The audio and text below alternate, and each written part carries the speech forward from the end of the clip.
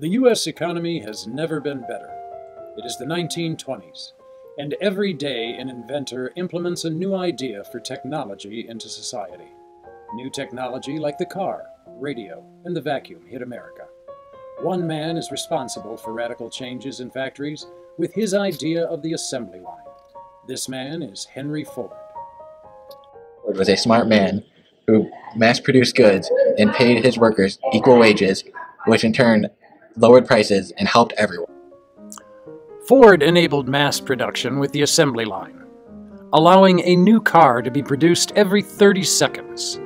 He had a dream to allow everyone the luxury of owning a car.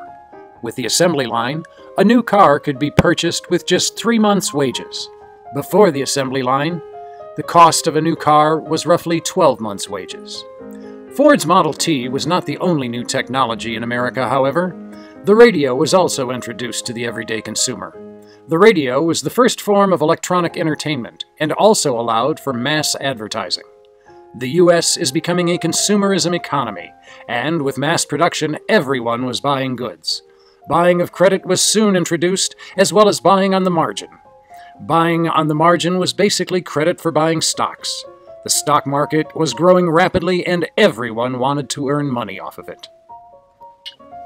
Americans were now focused on getting rich quick and were blindsided by what was soon to come. Banks were loaning money uncontrollably and not keeping enough money to survive if people sold their stocks.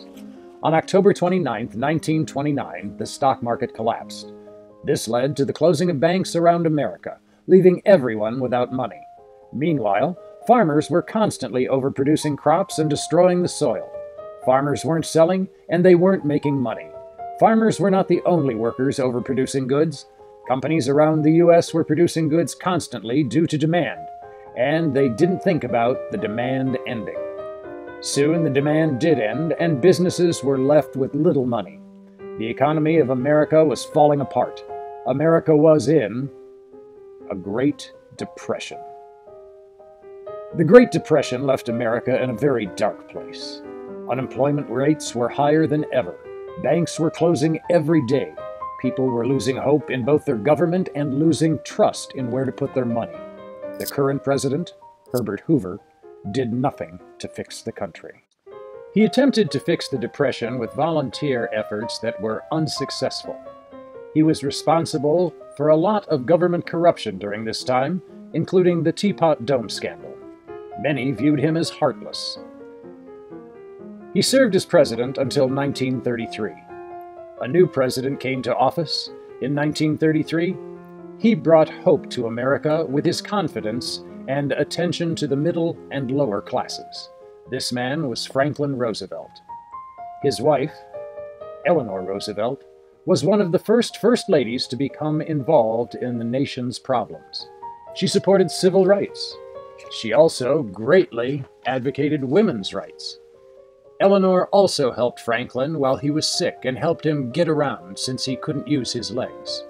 She helped the president with his plan to fix America. This plan was called the New Deal. The New Deal was one of the largest economic recoveries in history. It was huge. The New Deal consisted of 3 parts: relief, reform, and recovery. The first part, relief, wanted to get the U.S. cities out of unemployment and working again. To combat unemployment, Roosevelt created the Civilian Conservation Corps, the CCC, and Civil Works Administration, the CWA. The CCC created jobs for the conservation of parks in America.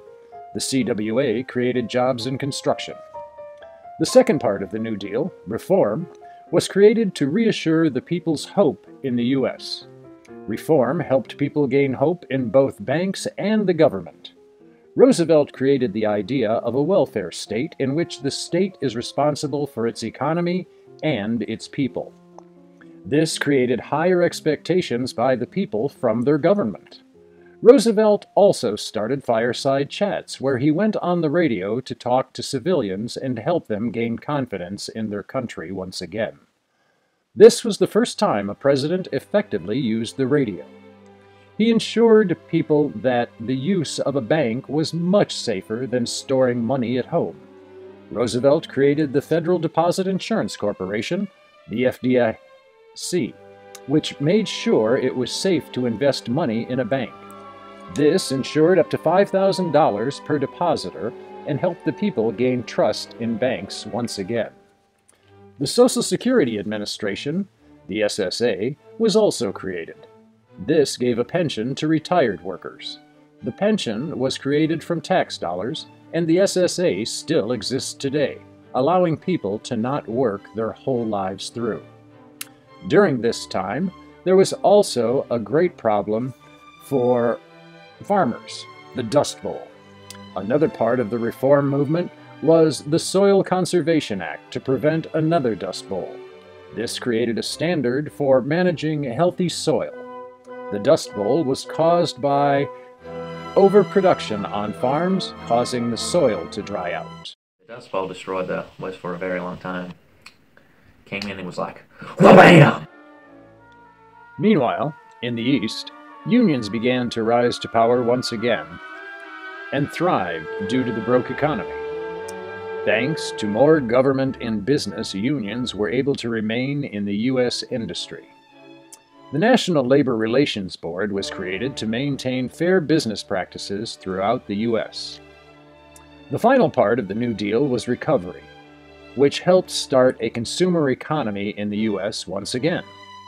Programs like the Agricultural Adjustment Act were created to increase prices, earning farmers more money. The National Recovery Administration created a group of businesses to regulate the economy again. The Works Progress Administration, more commonly referred to as the WPA, created jobs to prevent people from becoming homeless. The National Youth Administration was also made to keep kids in school during harsh times. These are the main parts of the New Deal. Roosevelt created the second New Deal that was focused more on long-term reform instead of short-term reform like the first New Deal. The second New Deal was also much more focused on the economy and less on the people. Although the New Deal definitely helped restore America, there were many opponents to it. Father Coughlin was a priest from Michigan that strongly opposed the New Deal. Alfred M. Landon also opposed the New Deal. This is important because it shows that not everyone supported Roosevelt and his ideas, even though he may have saved America. Although the New Deal may have reduced unemployment and helped the U.S. recover from the Great Depression, it did not end the Great Depression. A new war was coming to America. It would end unemployment and resolve the economy. This war was World War II. After World War I, the U.S. went back to being an isolationist country. The U.S. had problems at home to fix with the Great Depression. Due to these problems, the United States rarely got involved in foreign affairs with the exception of economic changes in trade and World War I debt. There were even attempts to eliminate trade altogether through tariffs like the Hawley-Smoot tariff, and the U.S. released the Good Neighbor policy, removing itself from Latin America to avoid conflict. This is important because the U.S. depended on its neighbors for trade, but wanted to remain at peace during a time of conflict. Roosevelt created the Nye Committee to evaluate the causes of World War I. It was decided that World War I was caused by corrupt bankers and provided no post-war benefit to the United States. This increased U.S. isolationist feelings and increased the support for an avoidance of another war. The U.S. continued to focus on itself, even through the start of World War II in Europe. They viewed it as a European war, with no need to get involved except to protect trade. The U.S. slowly began to help the Allies through the Neutrality Acts. These acts slowly allowed the U.S. to become more involved while remaining neutral. Meanwhile, Japan was breaking the rules of the League of Nations, and so the U.S. created the Stimson Doctrine, pretending that Japan never violated these rules. However, after Japan continued to be aggressive, the U.S. felt the need to step in to prevent more from happening. Japan broke the open-door policy in China, and the U.S. couldn't allow Japan to take over Asia. Roosevelt issued a ban on the sale of U.S. oil to Japan. This caused Japan to be angry at the U.S., giving them a reason to attack. Japan attacked the U.S. on December 7, 1941, a day which will live in infamy. Japan bombed Pearl Harbor, shocking the U.S. This was an unexpected attack on U.S. soil in which 2,000 soldiers, sailors, and airmen died because they had no warning and little chance to defend themselves. The U.S. was no longer neutral in the war. They had to join for the sake of their own safety. They had to fight out of fear of an end to democracy. On December 8th, the U.S. declared war on Japan, ending neutrality and joining the Allies. No choice to back away from the war. It was either fight or lose. Although Pearl Harbor boosted support for the U.S. joining the war, there were still some people against the U.S. involvement in another war. The America First Committee was the largest anti-war group of individuals in American history, containing over 800,000 members. Soon after joining the war, President Roosevelt took action to define responsibilities of the U.S. in World War II. On January 6, 1941, Roosevelt gave his Four Freedoms speech, in which he stated the four freedoms every human in the world should have: freedom of speech, freedom of worship, freedom from want, and freedom from fear. This went beyond the ideas of the Constitution, as it never mentioned want or fear. The U.S. wanted to make people's lives better by giving them the freedoms that they deserved. In August 1941, Roosevelt met with Churchill on a warship in Newfoundland to create the Atlantic Charter. There, they discussed how neither country would acquire new territory, and they would both work for peace after World War II.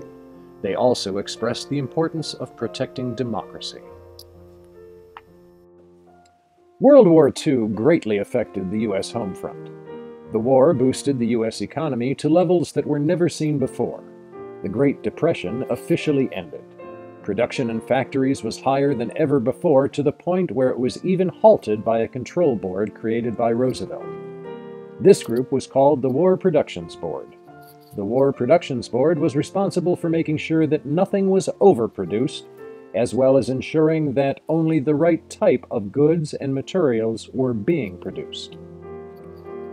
The board was part of the reason that the U.S. came out of the Depression, because it focused on the demand and eliminated the production of goods that weren't essential to the war effort or on the home front.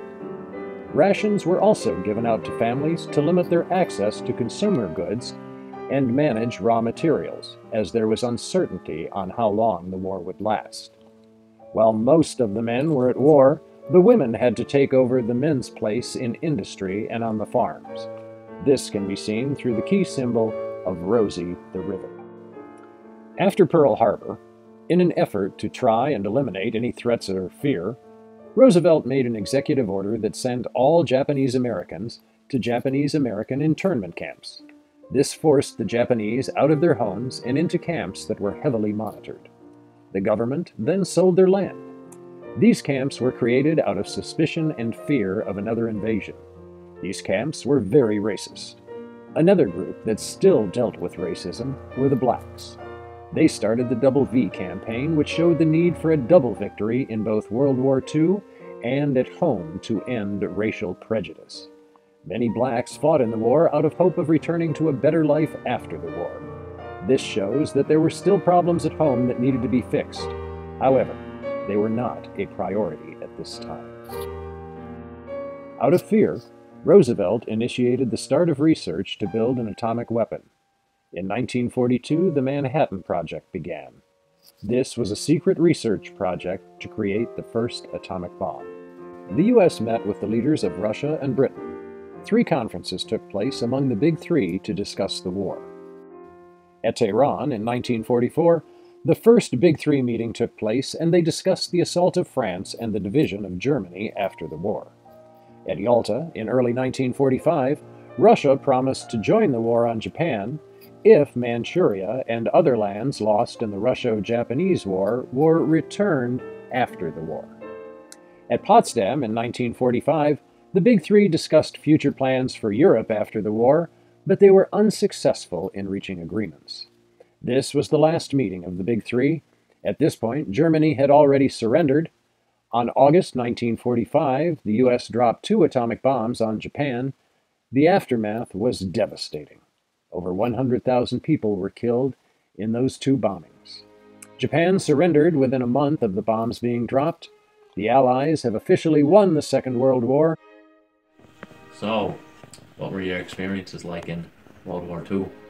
It was pretty traumatic. Every day I had to go through flashbacks.